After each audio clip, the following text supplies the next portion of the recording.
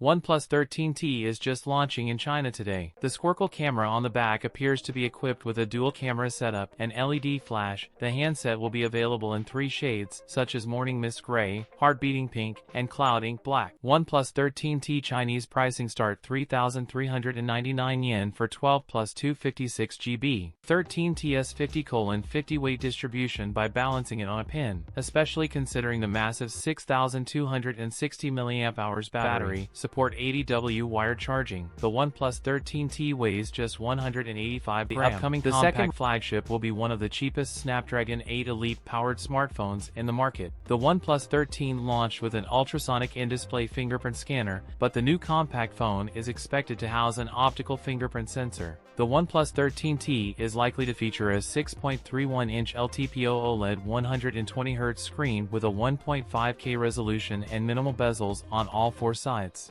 The rear camera setup may consist of a 50-megapixel primary camera and a 50-megapixel telephoto camera with 2x optical zoom. That's it for today's video. If you enjoyed it, don't forget to like, comment, and subscribe for more content. Thanks for watching, and I'll see you in the next one.